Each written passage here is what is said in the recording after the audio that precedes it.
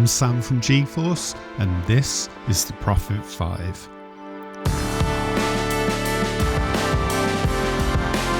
In this video, I'll be walking you through every aspect of the instrument so that you can master it for use in your own productions. We've worked closely with Sequential to deliver the definitive software version of the Prophet. It features dual layers, XMods, MPE support, a range of effects, and a whole host of other features. So let's dive right in. Prophet 5 takes the original legendary instrument, first released in 1978, and adds a host of augmentations to expand its sound design palette. We've got faithful recreations of the oscillators and mixer, and filters from both the Rev1 and 2 or the Rev3. Polymod and mod wheel are present, along with the LFO, which has been expanded to include clock sync and sample and hold. Prophet 5 is a dual layer instrument with independent controls for layers A and B. Each layer can have up to 10 voices of polyphony, its own chord setting, its own arpeggiator, and its own effects routing. We've added our XMods, which allow you to apply independent LFOs and envelopes to nearly every parameter in the instrument, and we've got 2 swappable effect slots, along with a delay and a reverb. We've also added MPE functionality, allowing you to assign expressive, powerful modulation to this classic architecture. We have, of course, included our browser, which allows collection management and sorting by categories, types, and timbres. There's also CC mapping and full undo and redo. When you first open up Prophet 5, you'll be greeted by this preset. It's a Prophet 5.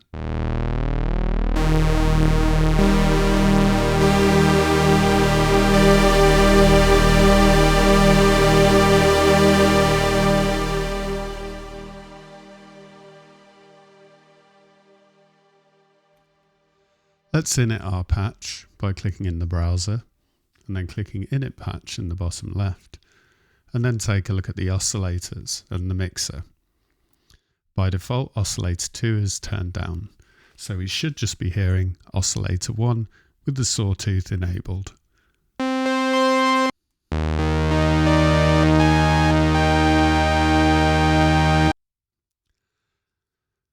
Oscillator 1 has controls for frequency, shape, pulse width, and sync. With the frequency, we have a range of plus 24 semitones to minus 24 semitones. We just double click to reset a parameter. For the shape, we can choose sawtooth, pulse, with pulse width modulation,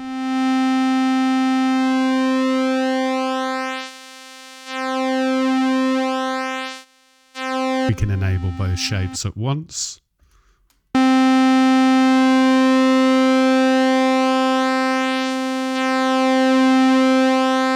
if we're feeling particularly strange, we can disable all shapes and produce no sound. Sync allows us to sync to Oscillator 2. Let's turn that on. Now, even though we're not hearing Oscillator 2, its frequency is still affecting Oscillator 1 because they are synced.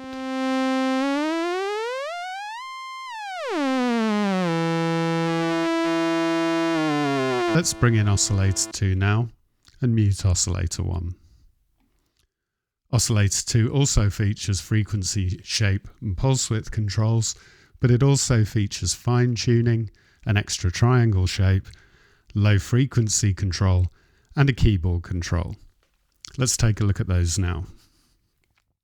The frequency range is as before, plus or minus 24 semitones. The fine tune range goes up to 100 cents.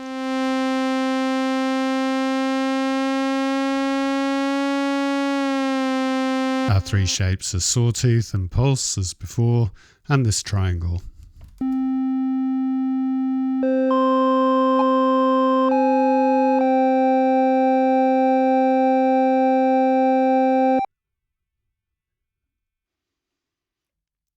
The low frequency mode turns Oscillator 2 into an LFO. This may not seem initially that useful, but it's great when using the poly mod, allowing you to use Oscillator 2 as essentially a second LFO.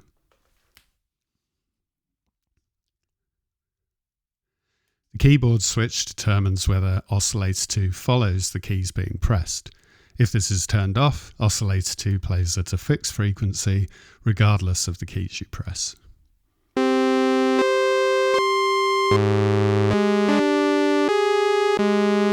In the mixer, we can set the output levels for oscillators 1 and 2, as well as the white noise generator. These all go up to 0 dB.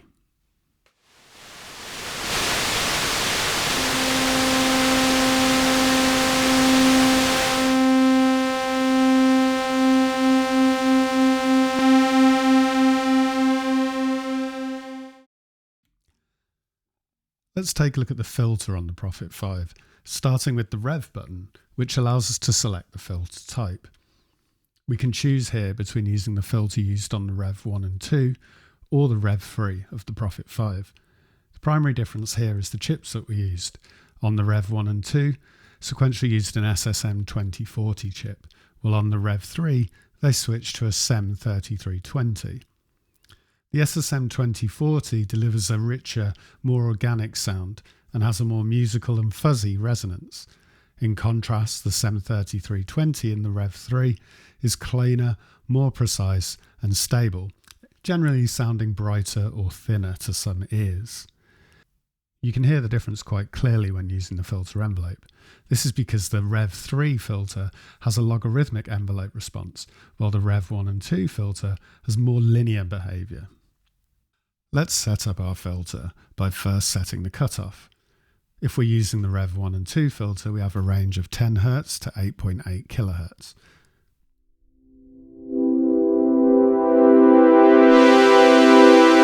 And if we're using the Rev 3 filter, we have a range of 25 Hz to 8.4 kHz, slightly narrower.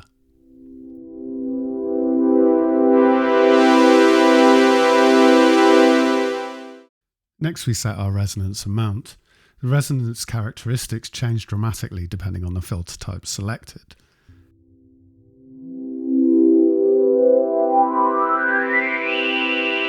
Just below the resonance, we have a Q compensation drop-down menu. Traditionally, on analog filters, increasing the resonance was accompanied by a decrease in bass response. The Q compensation parameter reintroduces that lost bass with 7 discrete steps, ranging from 1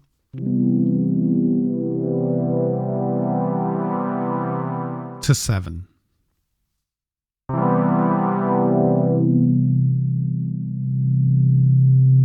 Next, we have the envelope amount knob. This determines the amount of the filter envelope that modulates the filter cutoff. Finally, we have the keyboard control. This determines the amount of filter tracking going into each voice. When set to 100%, it causes the filter in each voice to track the keyboard notes being played.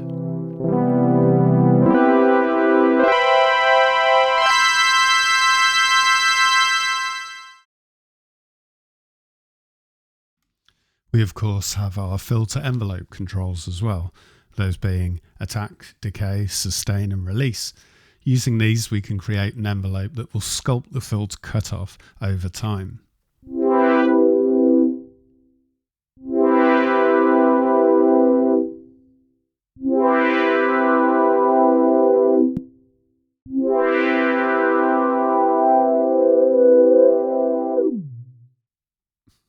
Our amplifier envelope is an ADSR, featuring attack time of up to 30 seconds and decay and release times of up to 28 seconds each. This envelope affects the output volume of the Prophet 5 before it reaches the effects chain. Effective use of the amplifier envelope is the difference between plucky, percussive sounds and lush, evolving pads.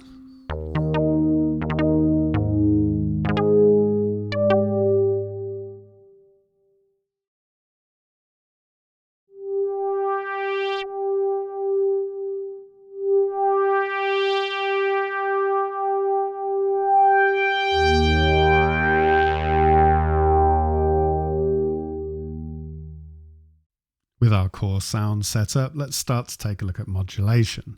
Looking at the polymod first. Polymod allows us to mix two different sources and send them to up to 3 different destinations. The 2 sources are the filter envelope and oscillator 2. As previously mentioned, oscillator 2 can be set to low frequency mode, making it very useful here. The 3 destinations are frequency of oscillator 1, the pulse width of oscillator 1, and the filter cutoff. You'll notice that you could technically apply the envelope amount twice by applying it once in the filter section and again here at the polymod.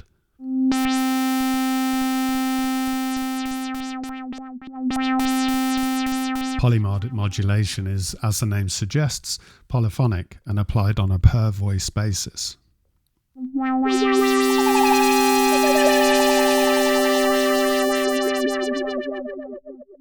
We'll look at the LFO and wheel mod together as they share source mix, initial amount and destinations.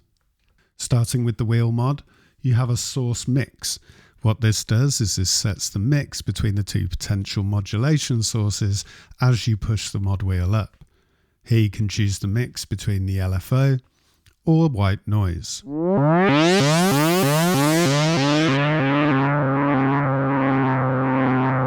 We can send the resulting source mix of LFO and white noise to up to 5 destinations, those being the frequencies of oscillators 1 and 2, the pulse widths of oscillators 1 and 2, and the filter cutoff. Moving up to the LFO section, we have a number of controls. Firstly is the initial amount. This sets, unsurprisingly, the initial amount of the resulting source mix that's being applied to the destinations, even when the mod wheel is at a minimum.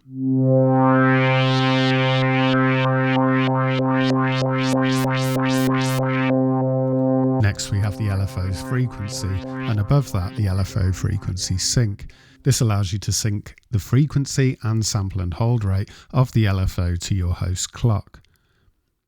As on the oscillators, we have a number of shapes available for the LFO, and these can be combined to create new waveforms. We have sawtooth, ramp, triangle, and square.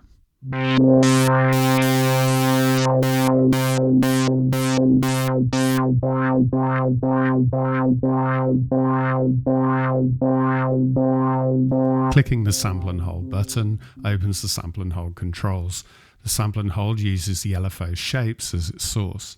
You can turn on the sample and hold using the button on the left and set the rate of the sample and hold using the knob on the right.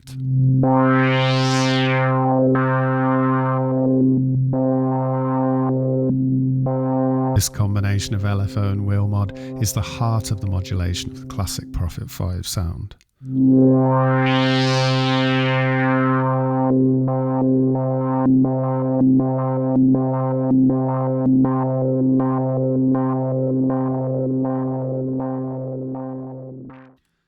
Moving over to the right hand side of the instrument, we have our modulation section.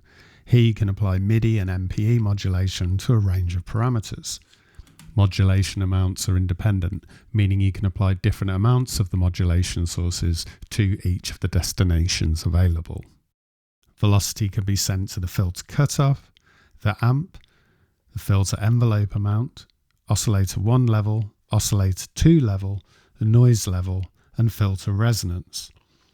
Aftertouch can be sent to the filter cutoff, the LFO amount, polymod filter envelope amount, polymod oscillator 2 amount, LFO frequency, the source mix, oscillator 1 and 2 pulse widths, and filter resonance.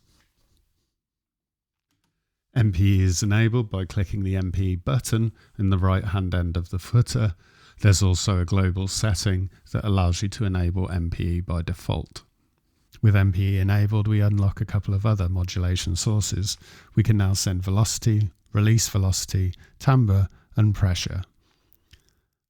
Pressure features rise and fall smoothing and can be sent to filter cutoff, amp, filter envelope amount, oscillator 1 and 2 levels, the noise level, and the filter resonance. Timbre has the same destinations as aftertouch. Release velocity has similar destinations to velocity, although the amp destination is replaced with amp release. Utilising these modulations allows you to add extra expression and playability to your sounds.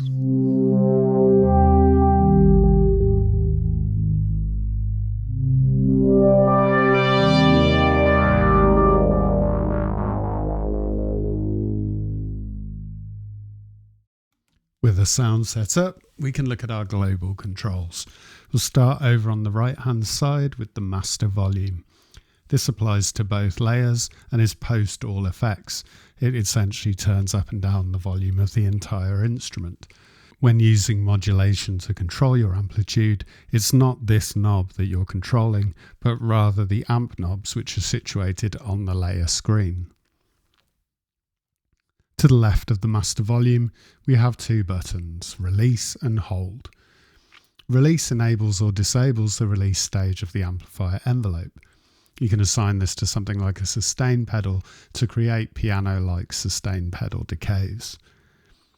The hold button, while enabled, will allow all envelopes to run to their sustain phase and stay there until it's released.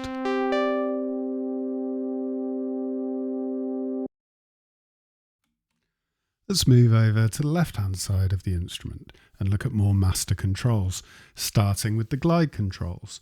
Firstly, we have glide time. This has a range of between 0 milliseconds and 5 seconds. It works on a per voice basis, meaning in a standard 5-note polyphony, the 6th note will glide from the first, and so on. The glide mode button cycles through 4 different types of glide. With both LEDs off, you get portamento. Here, oscillators transition linearly from one pitch to another.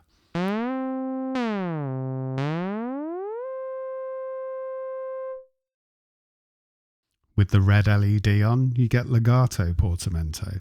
This is the same as standard portamento, but only activates if at least one note is held down before playing a new note.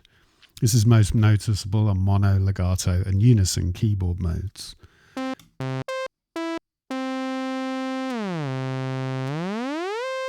With the yellow LED lit, you enable glissando.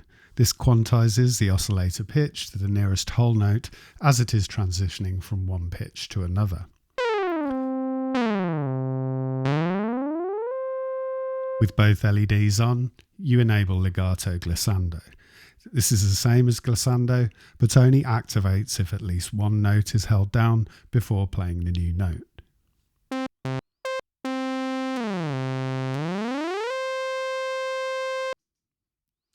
Next, we have the polyphony screen. Here you can select a number of voices available in the layer, from 1 to 10. This also sets the number of voices used in unison mode. To the right, we have our keyboard modes. First, poly. Each layer can play up to 10 simultaneous notes in poly mode. The maximum polyphony is set in the polyphony window. The default is 5 to honour the original hardware.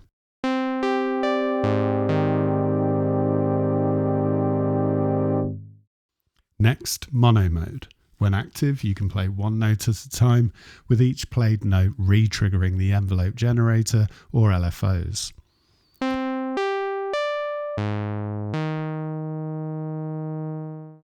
Next up is legato. In legato mode, you avoid re-triggering the envelope generators and LFOs each time a new note is played, provided you play a new note before the first note is released.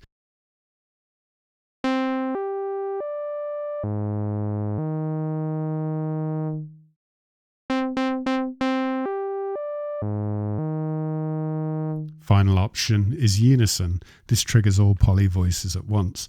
The mono or legato switches are still available to dictate the re-triggering behaviour of LFOs and envelopes.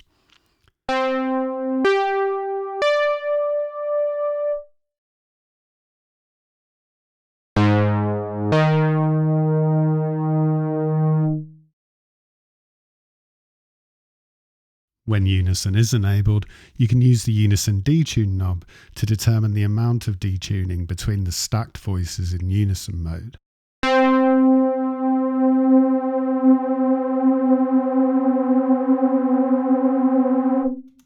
In the centre of the instrument we find the vintage knob.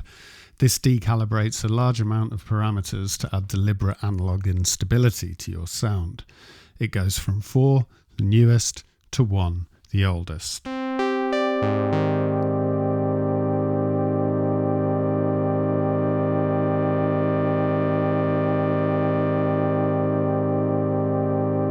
To the left-hand side of the keyboard, there's also a wide range of controls. We have the Control, Arp and Chord tabs. These are accessed by clicking on the buttons in the top left-hand corner of that section. We'll cover the arpeggiator and chord tabs in separate sections. The LEDs on the arpeggiator and chord tabs show if an arp or chord is enabled for either layer A or B. The pitch bend range screens allow you to independently set the lower and upper pitch bend ranges for the layer from 0 to 24 steps each. There's also a pitch bend range lock, which prevents the layer's pitch bend range from being adjusted when a patch changes. This feature can allow better audition of patches for already written parts.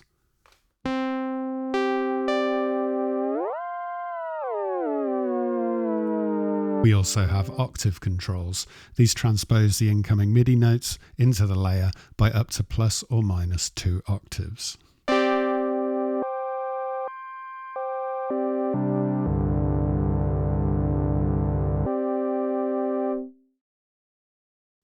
Each layer features its own pan mode and pan spread.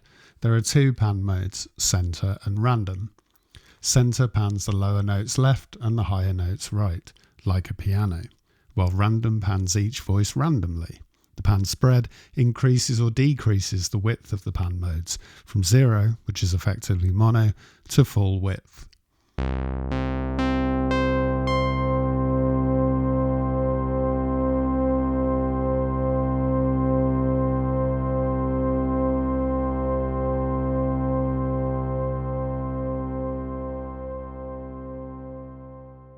Let's take a look at the layer arpeggiator, which can be accessed by clicking the Arp button in the top of the section on the left-hand side of the keyboard.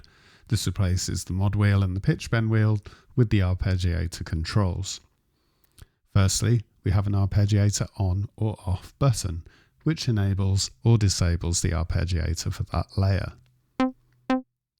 Secondly, we have the rate. This sets the rate or speed of the arpeggiation from 1 bar to 1/32 note. The arpeggiator is always synced to the host tempo. If you're in standalone, the tempo can be set in the footer bar.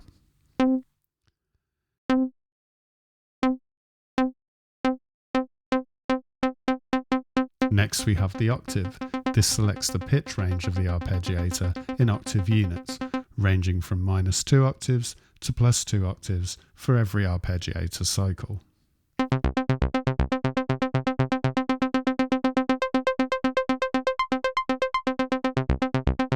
Next up we have the gate. This sets the length of the notes in the arpeggiator as a percentage of the rate. For instance, with a rate of 1/4 and a gate of 50%, each note will be 1/8 long. This ranges from 10 to 100%.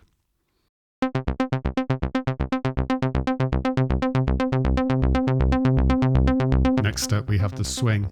This sets the swing value for the arpeggio, pushing every second note back in time. It ranges from 0 to 100% swing.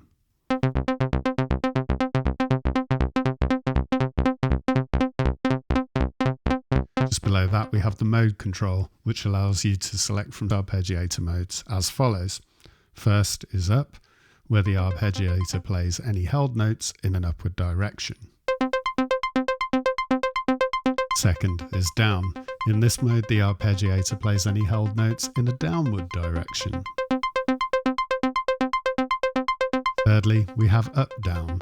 In this mode, the arpeggiator plays any held notes in an upward direction and then a downward direction. Next we have random. The arpeggiator plays any held notes in a random order.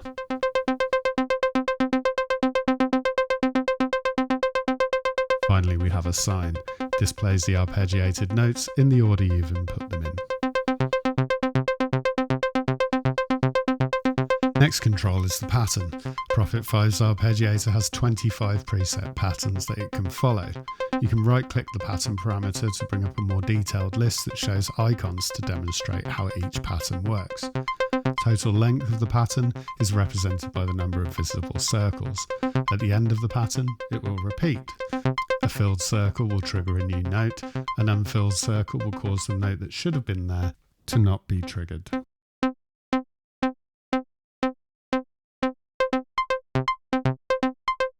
Patterns are a quick and easy way to add variation to your arpeggio and are especially useful in dual layer mode. The final arpeggio parameter is chance, and it sets the percentage chance that each note will be played. At 100%, all steps will be played. At 0%, the arpeggiator is not triggered.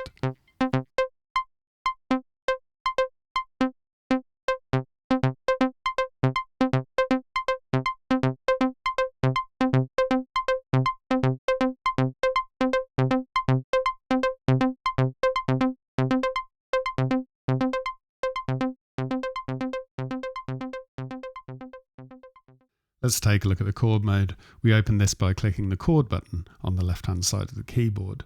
Chord mode turns each key pressed into a set chord with the pressed key as its root.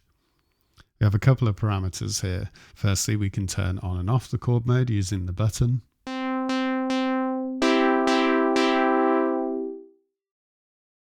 chord parameter allows us to select from one of 18 preset chords to play. Right-clicking this will show us the full list.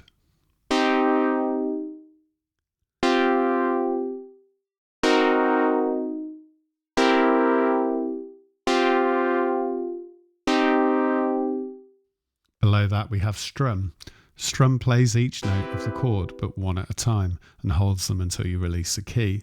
Increasing the strum value will slow down the rate of the notes triggering. A value of 0% will trigger all notes in the chord together.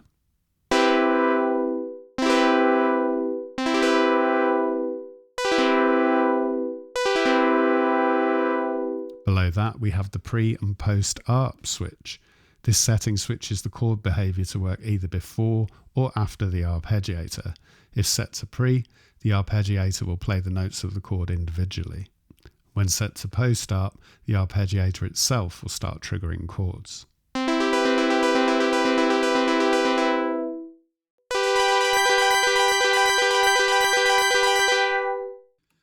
As mentioned before, Prophet 5 is a bitimbral instrument. Nearly everything we've spoken about up until this point is available on a per layer basis, allowing you to craft two completely unique sounds that play off of each other and then play them both at the same time. All of this is achieved by the layer section in the centre of the instrument. There's a few controls here, so let's go over them now. On the left hand side of the layer screen, we have the edit mode. You can click the layer A or B buttons to edit each layer independently, or you can click the both button. When in both mode, layers are edited together but maintain the relative knob position differences. For instance, if layer A has max cutoff and layer B has its cutoff at 50%, reducing the cutoff of layer A to half will reduce the cutoff of layer B to minimum. Next up is the solo button. This solos the currently selected edit layer. This parameter is designed to help you focus during sound design, and it's not saved with the patch. The A to B or B to A buttons, depending on which layer you're currently editing, copies the contents of the currently focused layer onto the other layer. We then have layer pan controls, independent for each layer, and layer amp controls, which are independent volume controls for each layer. When modulating amp with either velocity, aftertouch or pressure, this is the control that receives the modulation signal. When adding level using velocity or aftertouch, you want to lower this knob appropriately. Let's cover the layer browser. You can click the layer name window to open the browser. This layer browser is a quick access mini browser that allows you to load individual layers from saved patches. Like the main browser, you can filter patches by their collection and category tag, as well as search and sort the results. It displays a list of all saved patches. Which layers are available to load is determined by the patch's layer mode. For instance, a patch saved with layer mode A will only have layer A available in the layer browser. A patch saved with layer mode both, split or alt will have both layers available. Single click a layer to load it, double click a layer to load it and close the layer browser at the same time. You can also cycle layers by either clicking the previous and next buttons within the layer browser or by clicking the up and down arrows on the layer screen. To the right of the layer screen we have a few layer modes. Firstly, you can play layer A by itself, layer B by itself, or both layers at the same time.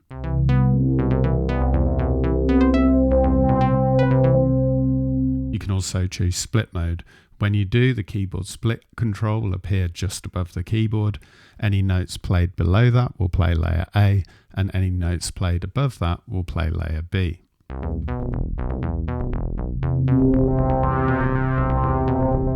There's also the alt mode. Choosing this will play layers A, then B, alternately each time a key is pressed.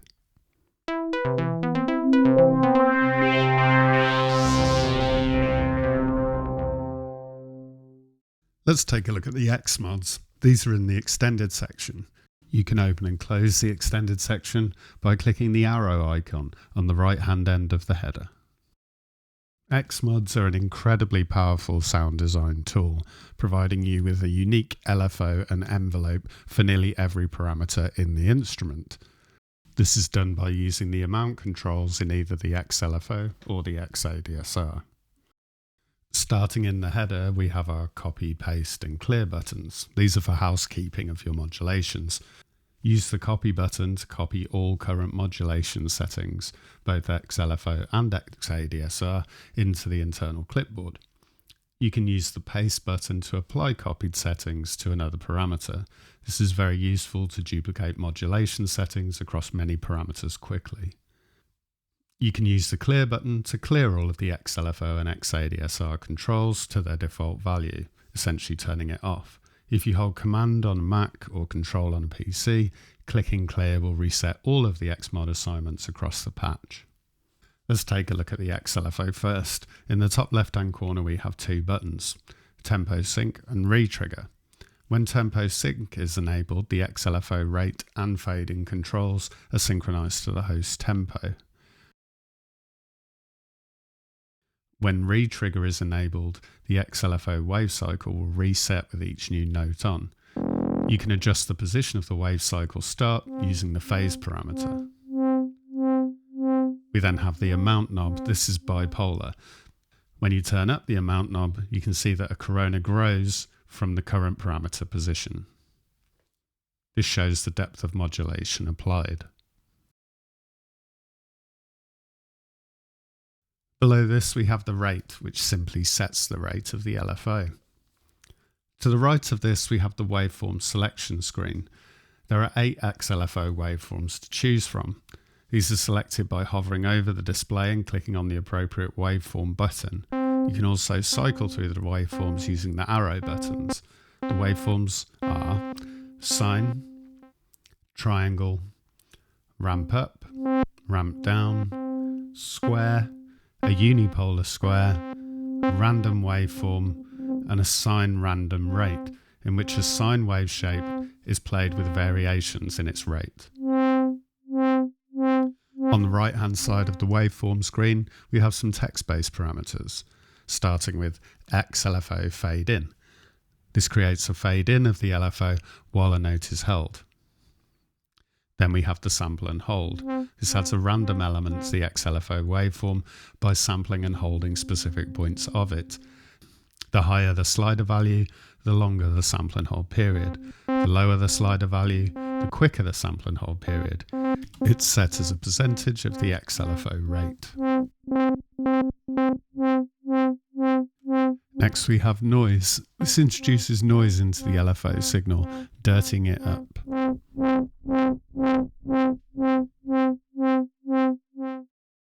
Next we have the XLFO phase. This sets the start position of the wave cycle to be used in tandem with the XLFO retrigger parameter. Finally, we have the XLFO phase lock. The XLFO is a polyphonic. Using the phase lock locks the phase of the XLFO across active voices together so that they sound like one monophonic LFO controlling all voices. When off, each voice has its own XLFO for each parameter, so they can be re-triggered per voice and end up out of sync with one another. The XLFO waveform display gives you a live readout of the LFO while a note is held.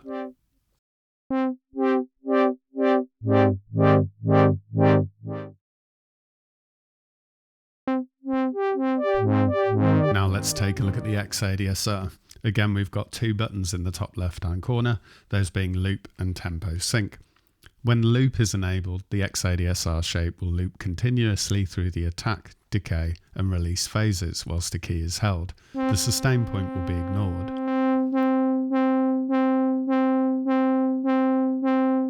When tempo sync is enabled, the XADSR's attack, decay and release controls are synchronized to the host tempo. Below these, we again have an amount knob that's bipolar. This knob determines the amplitude depth of the XADSR envelope on the selected parameter.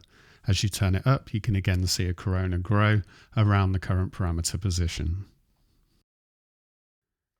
Underneath that, we have a bipolar velocity knob. With both positive and negative values, this knob determines how velocity affects the ADSR envelope. In the center of the XADSR, we have the envelope display. This is editable by clicking and dragging on points, allowing you to very quickly build an envelope. If you wish for more fine-grained control, then we have text parameters on the right-hand side as well. First, we have the delay. This sets the delay time from when a note is pressed to when the envelope starts. This is also affected by the sync setting. We have the attack. This governs the attack time of the XADSR envelope.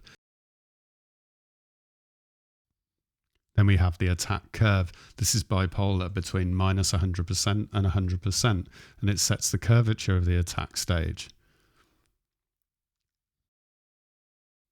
Next, we have the decay, which sets the decay time of the XADSR envelope from the end of its attack stage to the sustain position.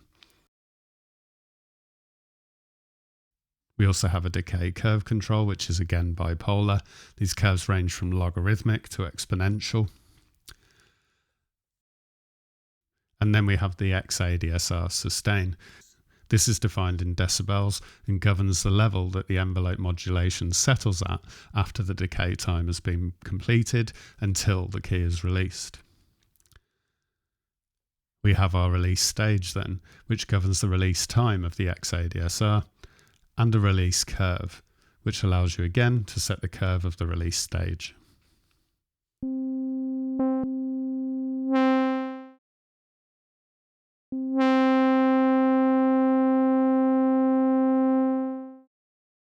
Let's take a look at the effects in the Prophet 5. Prophet 5 features two switchable effect slots, each of which can hold one of 6 effects. You can't have the same effect in both slots. To select your effect, you click on the menu icon or the name of the effect itself. The available effects are chorus, phaser, distortion, a filter, tremolo and a compressor. There are some global controls for the effects. Firstly, the A and B buttons. These enable inputs from layer A, B, or both. This allows you to route layer A to one effect and layer B to another, and then bring them both back for, say, the delay or the reverb if you desire. We also have the effects lock. This prevents the effects' parameters from being updated by the GUI, automation, or patch changes. This allows you to build an effects chain and then swap out patches while keeping that chain enabled. The first effect is the chorus. This is a highly versatile stereo chorus designed to work with a large range of input signals. We have 4 controls. The rate sets the rate of the chorus modulation from 0.1 Hz to 3 Hz. The mode selects between 1, 2, 3, or 4 voices of chorus, effectively increasing the size of the chorus effect. We can right-click this to see the available options, or left-click to cycle through. The depth control sets the depth of the chorus modulation as a percentage. And the mix control sets the wet-dry balance from 100% dry to 100% wet.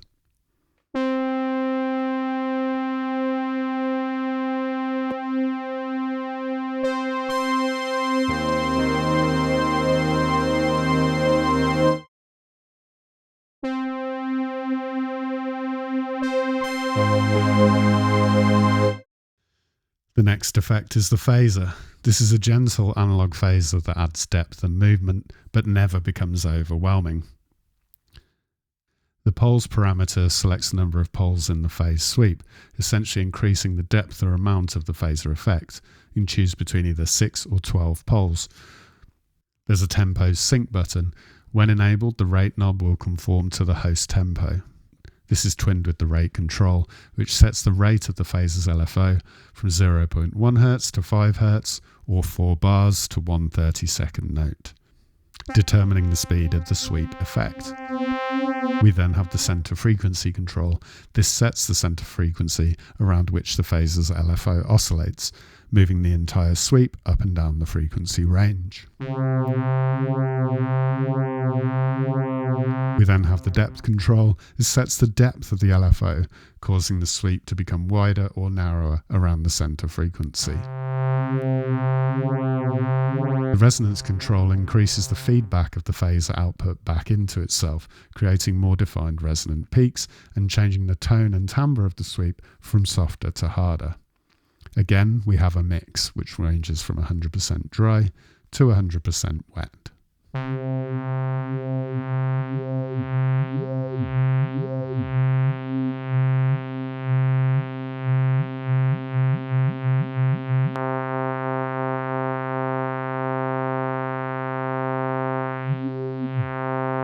Next effect is the distortion.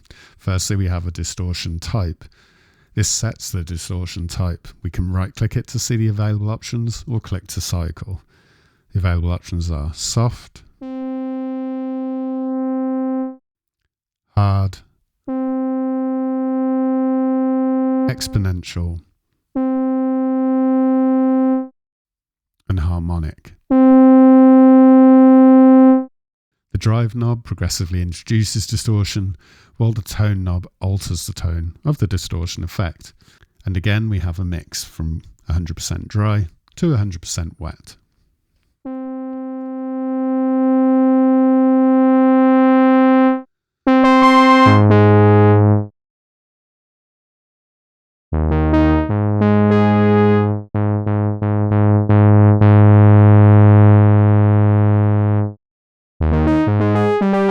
Next, we have a tone sculpting filter that you can use to shape the tone of your overall sound within the effects chain. There's a cutoff,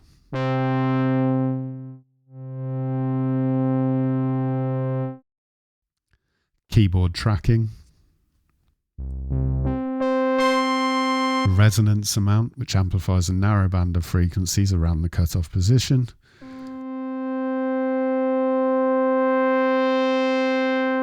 and a filter mode. Here you can select 4 filter types: low pass, band pass, high pass, and band reject, or a notch.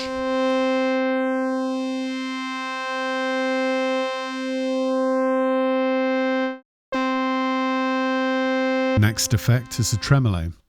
We start with the tremolo sync button. When enabled, the rate knob will conform to the host tempo. Then we have the rate itself. This sets the rate of the tremolo's LFO from 0.1 Hz to 10 Hz, or 8 bars to 1 32nd note. We also have shape control. This selects the shape of the tremolo's LFO. The available options are sine, triangle, ramp up, ramp down, or a square. The depth control sets the depth of the LFO, causing the volume modulation to become deeper or shallower.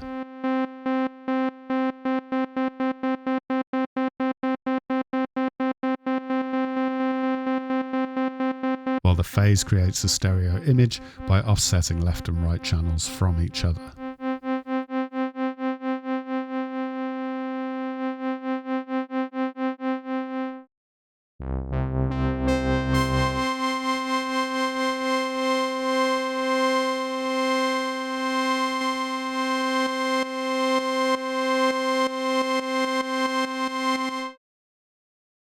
The final effect is a compressor, which features the following parameters.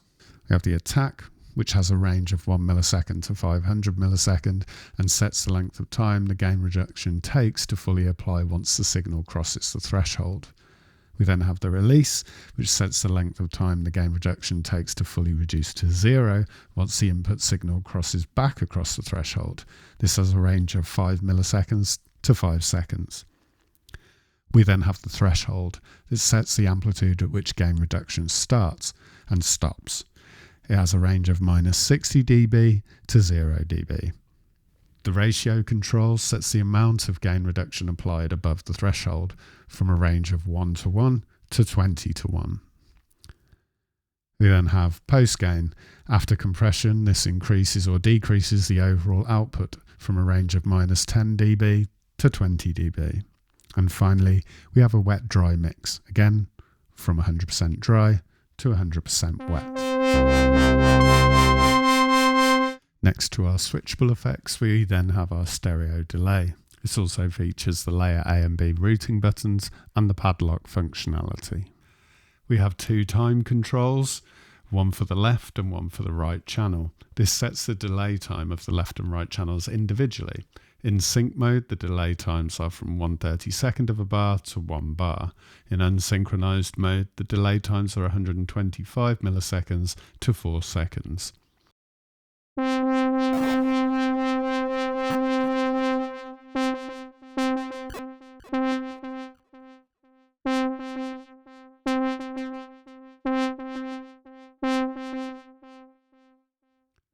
We have the delay link button.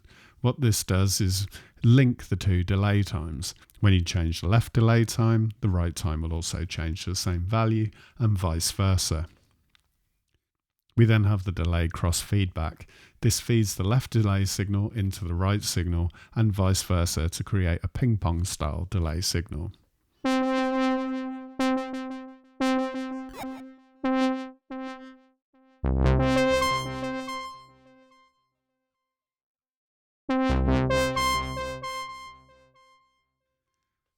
The delay sync button enables synchronization for the delay times to the host tempo.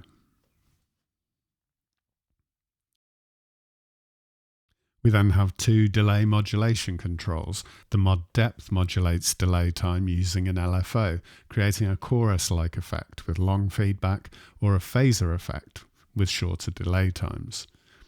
The delay mod frequency knob changes the rate of the delay mod LFO.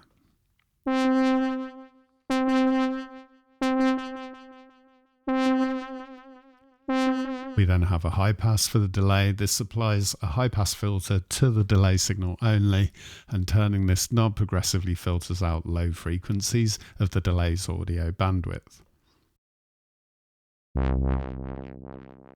We then have the feedback knob, which sets the level of the delay output that is routed back into the input.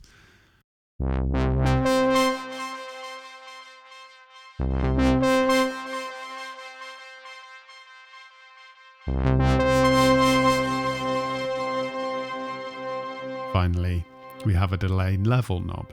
The delay level sets the volume of the delayed signal from minus infinite dB to 0 dB.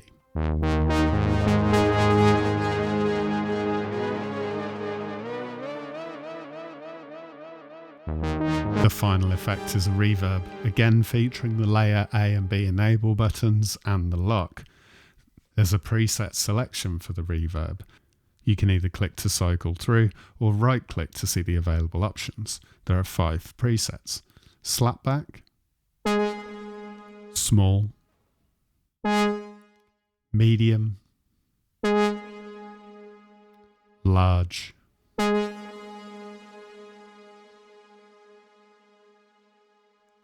huge.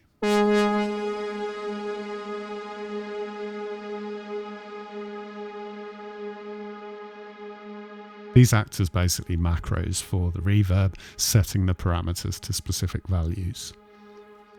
Onto the reverb parameters themselves, we have the pre-delay knob. This determines the time between the initial sound and the start of the first reverb reflections.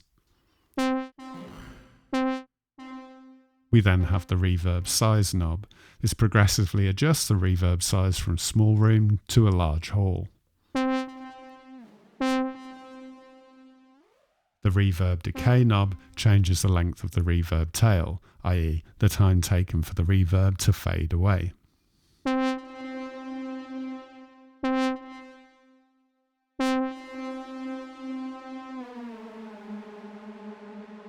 We then have two reverb modulation knobs, much like on the delay. We firstly have the modulation depth, which sets the depth of the reverb modulation, and the frequency of the reverb modulation. This is effectively animating the reverb or causing it to flutter. Next we have the reverb filter knob. This is bipolar. With a 0 value at 12 o'clock, turning this knob anti-clockwise applies a low-pass filter to the reverb signal, allowing low frequencies to sound while progressively filtering out higher frequencies. Turning it clockwise applies a high-pass filter to the reverb signal, allowing high frequencies to pass through while progressively filtering out the lower frequencies. This allows you to adjust the brightness or darkness of the reverb.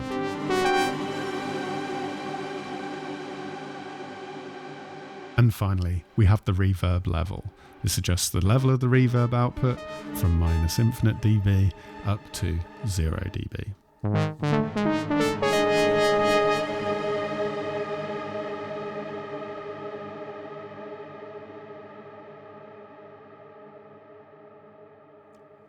Now that we've put a patch together, let's look at how we save patches.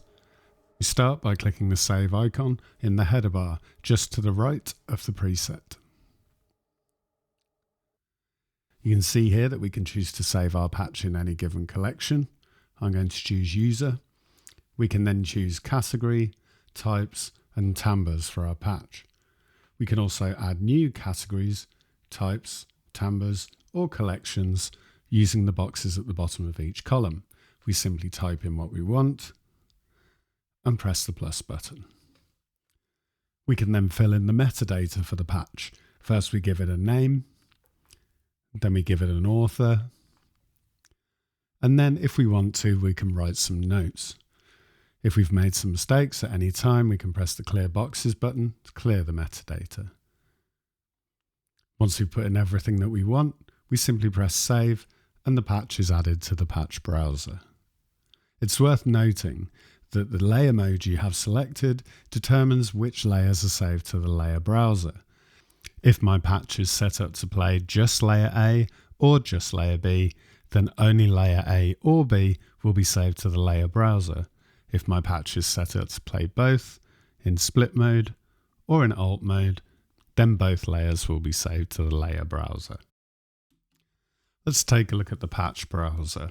We can access this by either clicking the patch name in the center of the header or the browser icon just to the left. The patch browser allows us to filter the visible patches by their collection, category, types and timbres. We can hone in on a patch we want by first selecting the collection,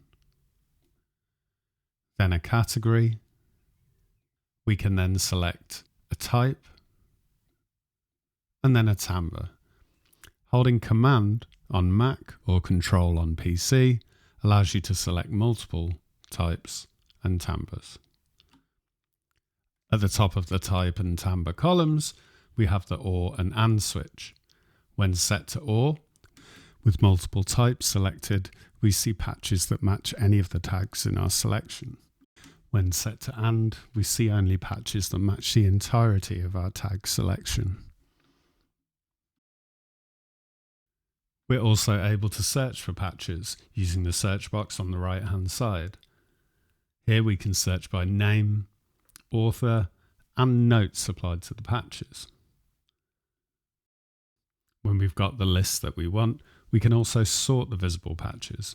We can sort them by A to Z, Z to A, favourites or alpha patches, which is the default. When you first open up the browser, you'll be greeted with the entire list of patches with all of the alpha patches visible at the top. These are the patches that we feel showcase the Prophet 5 sound the best. From within the browser, you can also init a patch by clicking the button in the bottom left. You can cycle through patches using the previous and next buttons. You can audition the patches and choose which note is used for the audition, and you can load a random patch.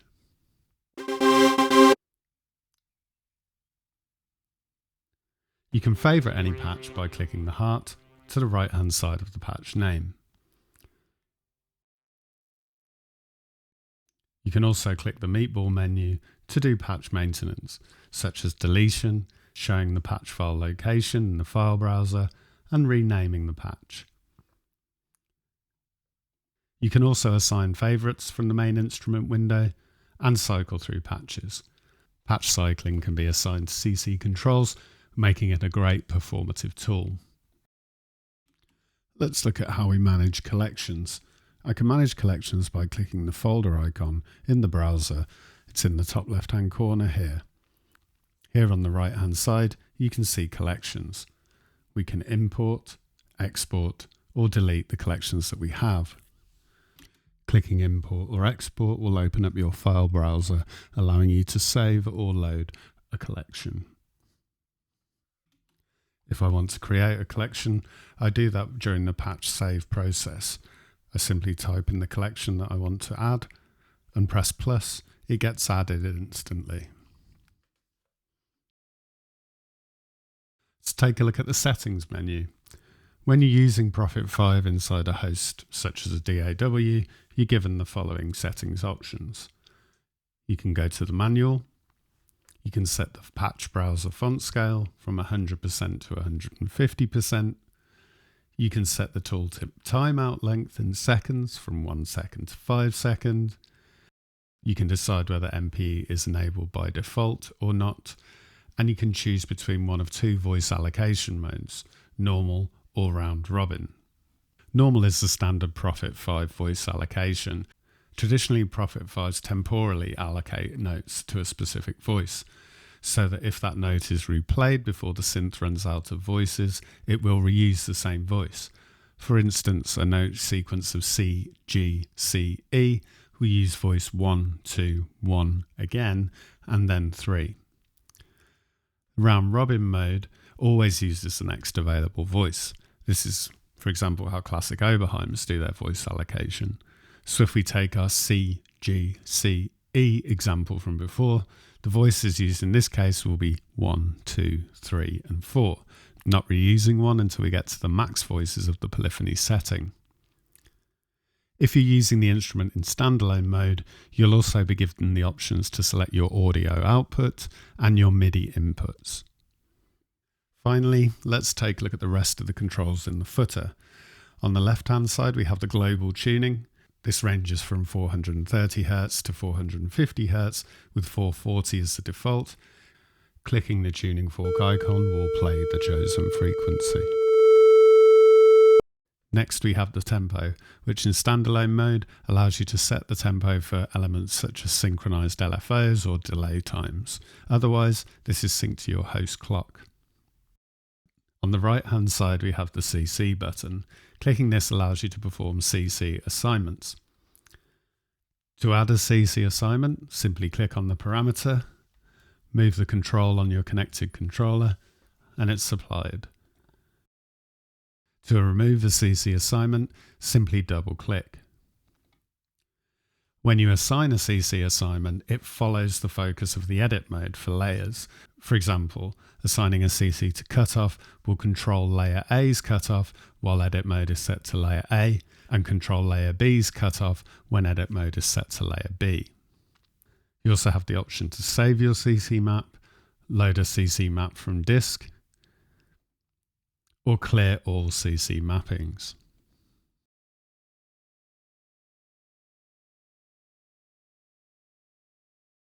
To the right of that, we have the MPE button. This enables or disables MPE, and as such, changes the function of the modulation section on the instrument.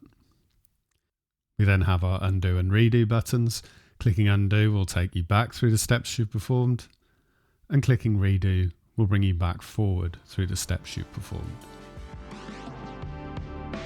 And with that, I think we've covered everything on the Prophet 5.